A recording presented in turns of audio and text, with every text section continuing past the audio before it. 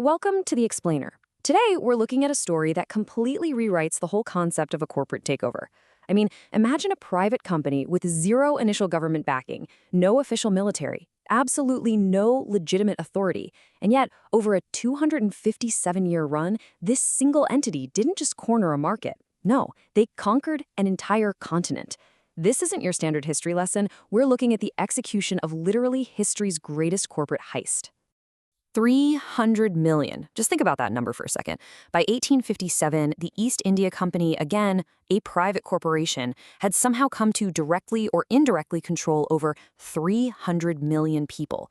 They were governing massive territories, commanding armies way larger than most actual nation-states, and extracting wealth on a scale that basically reshaped the entire global economy.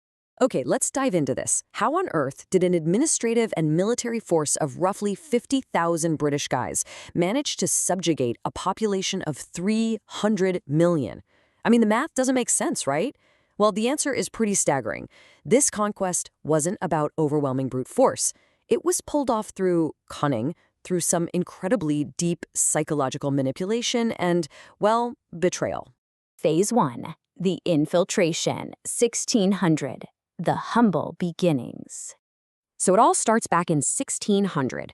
Queen Elizabeth I grants a royal charter to the small group of really ambitious London merchants who were just looking to break into the spice trade. They pooled their money and scraped together an initial investment of £68,000. To put that into perspective, that's about $3 million today. And with that seed money, they funded a super simple mission: buy 3 ships, hire a crew, and sail to India. Fast forward 8 years to 1608. Captain William Hawkins arrives at the court of the immensely powerful Mughal emperor. Now, Hawkins didn't show up acting like a conqueror. Not at all. He played the humble diplomat. He showered the emperor with heavy flattery, bowed to all the local customs, and managed to secure just a single trading post in Surat. It was honestly a masterclass in disguised ambition. They completely hid their true expansionist goals right behind the non-threatening mask of, just doing business. Which brings us to Phase 2, conquest through betrayal. The turning point. Now, what's really interesting here is the arrival of Robert Clive. He was this ruthless military genius who figured out pretty quickly that true conquest requires deception. Using some local skirmishes as propaganda, he basically forced the Battle of Plassey in 1757. And on paper, it was an absolute joke of a mismatch. The local Nawab had this massive army of 50,000 soldiers up against Clive's incredibly tiny force of just 3,000. But faced with that totally impossible imbalance, Clive had absolutely no intention of fighting a fair fight. Clive actually won the battle before a single real shot was even fired. How? He engineered a top-secret pact with the Nawab's own top general, a guy named Mir Jafar. The promise was the throne itself in exchange for his betrayal. And it worked. The Indian forces literally collapsed from within because their strongest units just refused to fight. Let that sink in for a second. The foundational victory of the British Empire in India was basically a paper conquest, bought and paid for with a bribe. Moving on to Phase 3, the Anaconda strategy, squeezing from all sides. Having finally secured a real foothold, the company moved with just ruthless efficiency over the next 100 years. They used this brilliant, infinitely repeatable 4-step playbook. First, identify a region with a weak or divided ruler.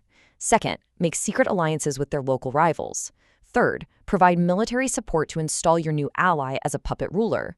And fourth, extract massive, massive wealth from that newly allied state. They just did this over and over again, systematically dismantling Indian sovereignty piece by piece. And the way they maintain this control is wild.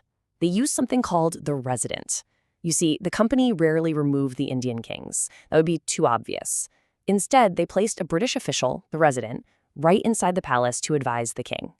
But in reality, the resident controlled every single major decision.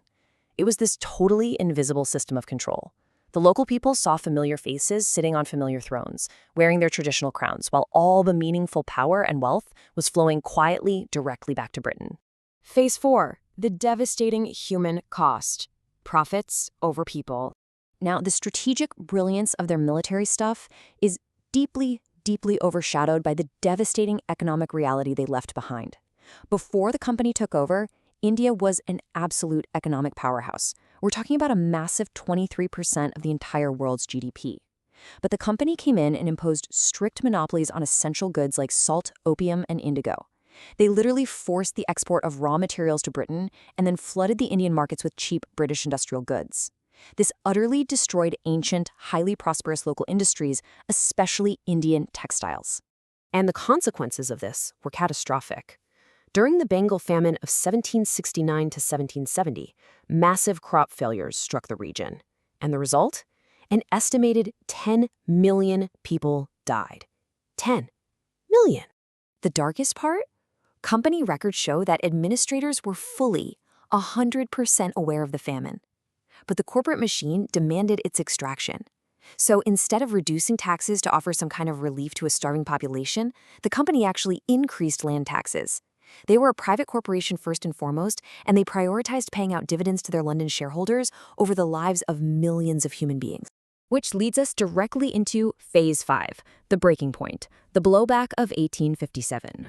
To enforce this whole deeply unpopular system, the company used an army of over 300,000 Indian soldiers, known as sepoys. Well, by the 1850s, resentment was absolutely boiling over. So the crucial point is this spark, the introduction of new rifle cartridges. These cartridges were rumored to be greased with cow and pig fat.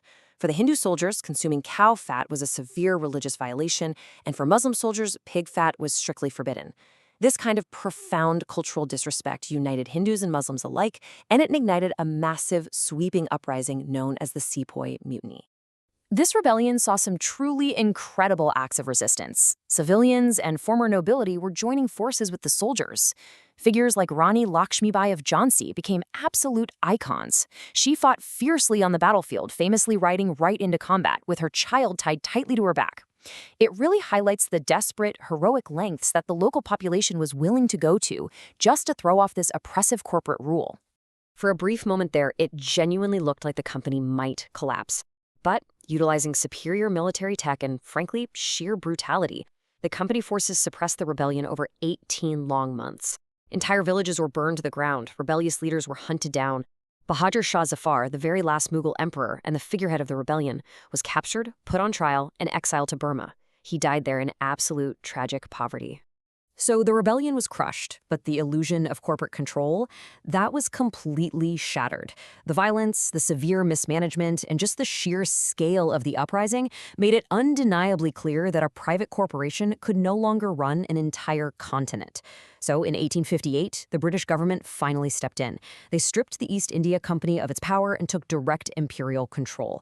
The corporation's historic reign was finally over. Let's look at the final tally. The legacy of the heist. So what exactly did 257 years of corporate exploitation leave behind? The statistics are simply staggering. You've got a 257-year rule, an estimated 45 billion pounds extracted in modern currency terms, and a horrific human toll of tens of millions dead. The world's first true multinational corporation had successfully transformed one of the wealthiest subcontinents on planet Earth into a deeply impoverished colony. But, there is this powerful, ultimate irony to all of this history. The 1857 Sepoy Mutiny, which was entirely caused by the company's own arrogance, actually planted the seeds of widespread Indian nationalism. 90 years later, that very same spirit of resistance would culminate in India finally throwing off British rule altogether and achieving independence in 1947. We want to leave you with this. The East India Company proved without a doubt that you do not need a massive, state-sponsored military to conquer a continent. You just need strategy, a willingness to exploit divisions, and an insatiable drive for profit. So as we look at our world today, a world driven by massive global conglomerates, we have to ask, what does the East India Company's 257-year reign teach us about the immense power and the inherent danger of modern multinational corporations? Think about it. Thanks for joining us on this explainer.